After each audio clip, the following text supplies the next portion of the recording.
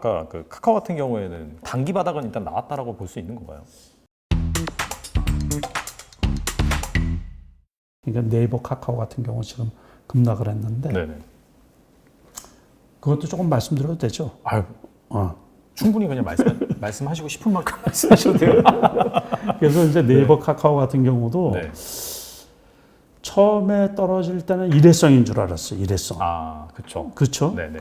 그런데 이거 뭐 정부에서 이게 주가가 떨어지면 이제 규제했던 걸 풀지 않을까 이렇게 생각을 했는데 그게 아니고 이렇게 보니까 카카오 같은 경우에 이제 골목상권까지 너무 많이 광범위하게 이제 우리가 카카오를 안 쓰는 국민이 거의 없을 정도잖아요. 지금 네네네. 스마트폰을. 네. 근데 이제 그거를 떠나가지고 이 소상인 골목 시장까지 이게 다 들어오는 꼴이란 말이에요.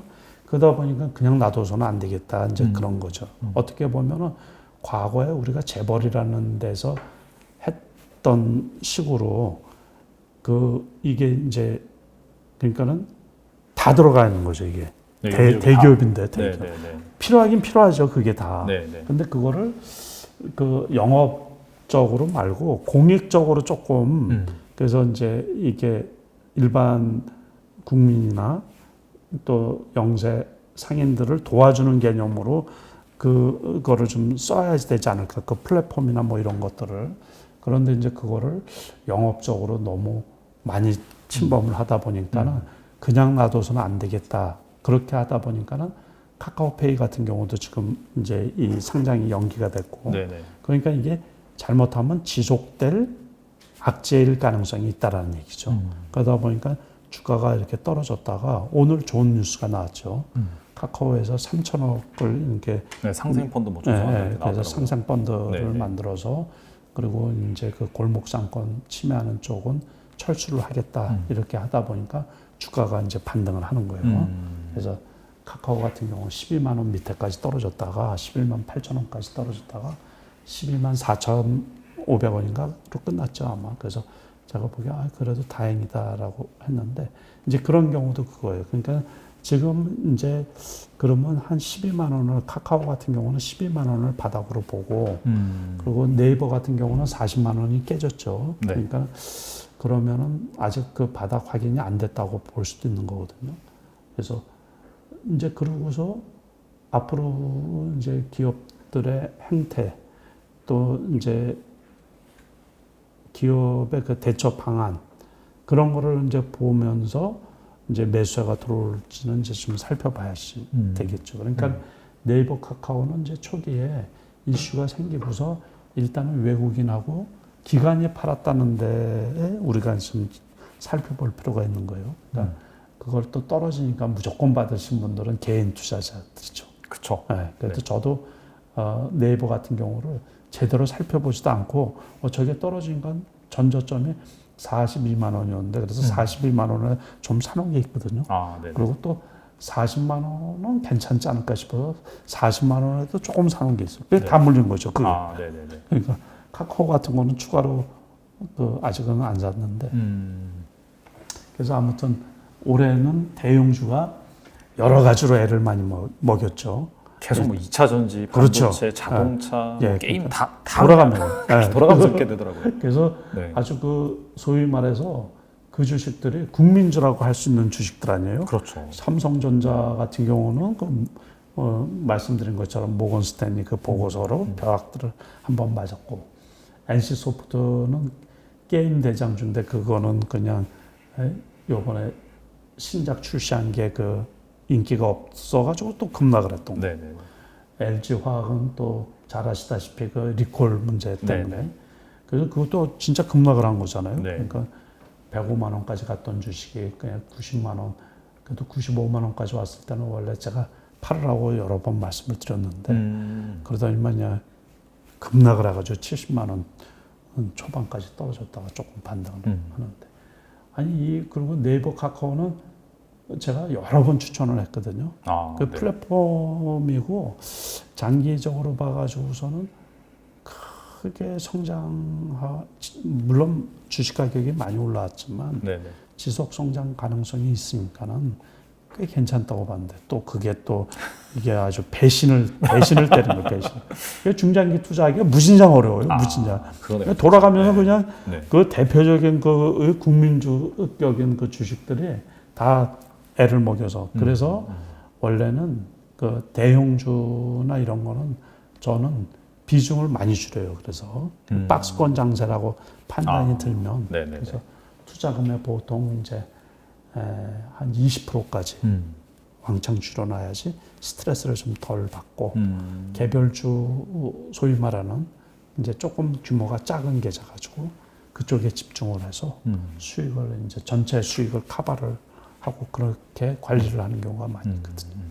그리고 아까 그 카카오 같은 경우에는 그 금일 그 네. 상생 펀드 조성한다라고 하면서 사실 장중에 거의 한 4%, 5%까지 떨어졌다가 쫙 말아 올리면서 마감을 했거든요. 그렇죠. 네, 그러면 그 여기는 뭐 단기 바닥은 일단 나왔다라고 볼 수 있는 건가요?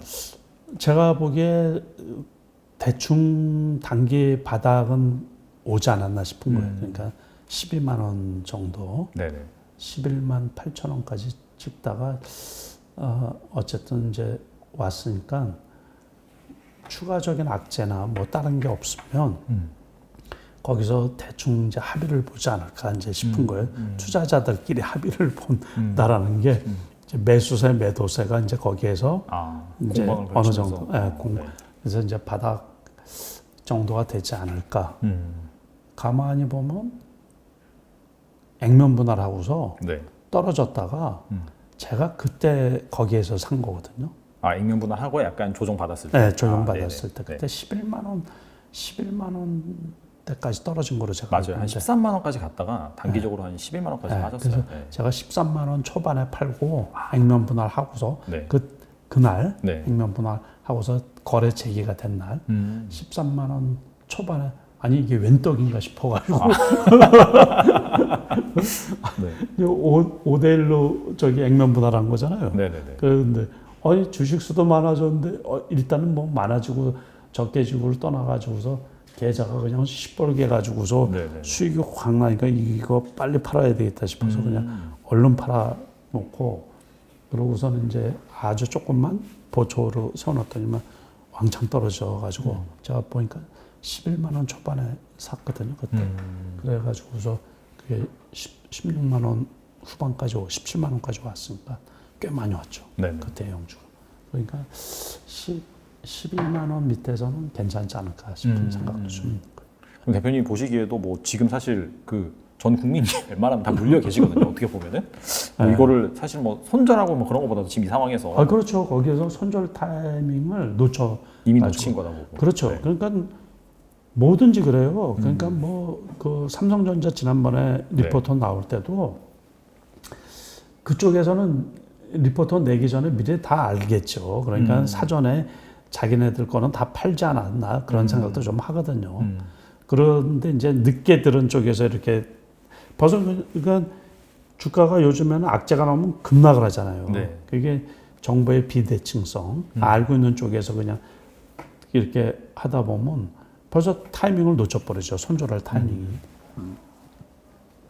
원체 또 이번에 개인 투자가들이 삼성전자를 높은 가격에 많이 샀거든요. 심지어 뭐 8만 원 후반, 9만 원 초반, 10만 전자 얘기가 나왔었으니까는 고점이 9만 5천 원대인데 그래 9만 원 초반 뭐 그때는 또 분위기가 좋았잖아요. 그렇죠. 그래서 연초에 작년 상승세가 이어질 줄 알고 10만 원도 넘어가겠다. 역시 삼성전자다 하고서 그래서 제가 아시는 분들 중에서 삼성전자를 사가지고 수익을 한 번도 플러스된 걸 한 번도 못 보신 분들이 꽤 많아요. 참 안타깝죠. 올해 연초에 사신 예. 그러니까 1, 2월 달에 사신 네, 분들 뭐 8만 8천 원, 8만 9천 원 사신 분들도 있고 좀 싸게 사신 분들이 뭐 8만 4천 원 여기서 사신 분들도 있고.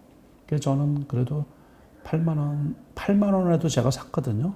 그러고서 그때 이제 이재용 부회장 가석방. 가석방 그 네. 이슈로 해서 8만 3천 몇백 원까지 갔잖아요. 네. 그때 저는 8만 3천 원대 일단 팔고 보초 정도만 갖고 있다가 그러더니만 요번에 또 이제 급락을 해가지고 요번에는 조금 좀 샀죠.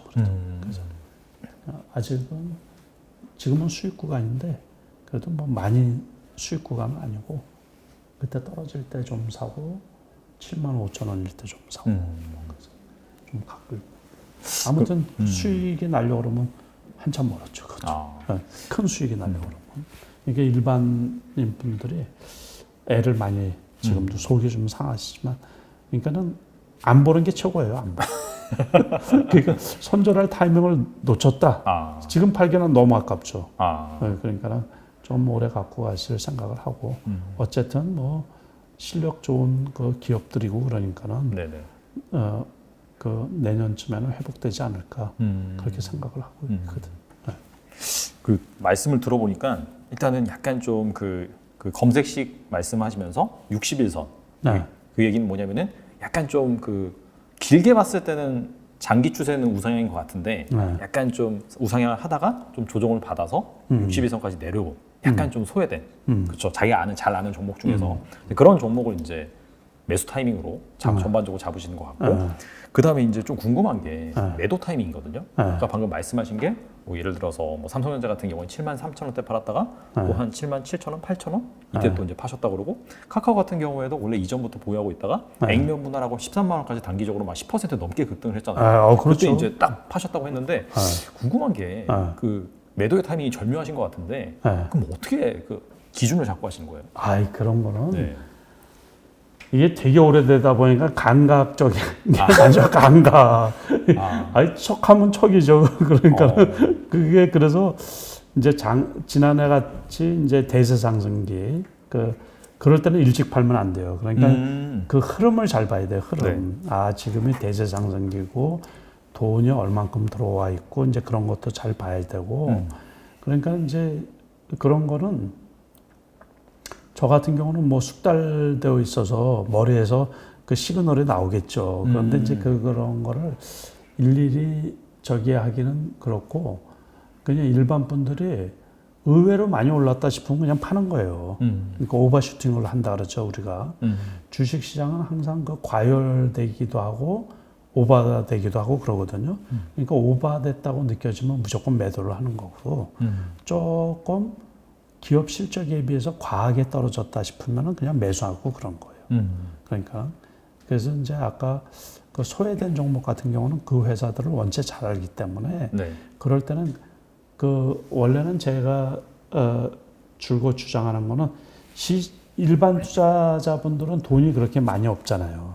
그러니까 항상 시장 중심주를 사라고 그러거든요. 근데 제가 말씀드린 그 종목들은 시장 중심주가 아닌 거예요. 그럴 때는 장기 투자할 때, 중장기 투자할 때 그렇게 사놓고 있으면 그런데 뜬금없이 올라간단 말이에요. 그럼 그냥 또 팔아버리는 거예요. 그러니까 장기 투자, 중장기 투자지만 저 이상 안 떨어지겠다 싶을 때는 그냥 사갖고 있는 거예요. 그래서 이제 그런 제가 다른 분들한테 종목을 추천할 때 있잖아요. 심지어 이제 3년 연봉을 볼 때가 있어요. 그래프로. 그러면 저 주식은 그 이하 가격으로는 떨어진 적이 없네. 근데 회사가 망할 회사는 아니네. 그러면 그때는 무조건 사는 거예요. 그래서 그런 종목이 실질적으로 상당히 많이 있었어요. 제가 2년 전, 재작년이죠. 이럴 때 이제 뭐 방송에 예능 프로에 출연을 했는데, 그래서 그때 이제 이렇게 종목을 좀 추천을 해달라 그래서 그때 제가 추천을 해준 종목이 삼성 SDI. SDI. 삼성 SDI. 근데 삼성 SDI의 3년 연봉을 보면 20만 원 밑으로 떨어진 게 거의 없어요. 20만 원. 그래서 그때 21만 원 하고 그랬거든요. 근데 지금이야 뭐 70만 원이 넘고 막 그러는데 뭐 80만 원도 넘고 그러다가 뭐 60만 원대까지 떨어지고 뭐 그랬는데 그 당시들은 그 2차 전지들 업종들이 전부 다 투자만 했지 매출 영업이익이 그렇게 나고 그러지가 않았거든요. 그렇죠. 그때가 적자였죠.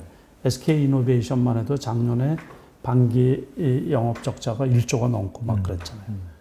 그러니까 설비 투자를 하다 보니까는 주가가 안 오른단 말이에요. 그런데 최악인 상태에서도 이렇게 보니까는 1만 원이면 괜찮은 거죠. 그럴 때 추천을 하는 거예요. 그러니까 이제 21만 원이 계속해서 지지가 나온 가격대다. 그렇죠. 그렇게 보면 그렇죠. 그래서 거기에서 조금 올라갈 수도 있고 조금 떨어질 수도 있는데 그럴 때는 그냥 중장기 투자로 해서 그냥 갖고 있는 거예요. 그런데 그게 그 다음에 테슬라 있잖아요. 네네. 테슬라가 미국에서 급등을 하면서 그게 그냥 곧바로 그 크다란 주식이 30만 원이 훌쩍 넘었었어요. 33만 원 이 정도까지 갔는데 근데 그게 코로나로 인해 가지고 다시 확 떨어졌단 말이에요. 그렇죠. 그러니까 저는 그 얼마나 좋아요. 그래서 제가 그때 23만 원에 샀거든요. 아. 삼성 SDI를. 네네. 그런데 그거를 그 전에 33만 원, 4만 원까지 올라간 걸 봤는데 조금 올라갔다고 팔면 안 되죠.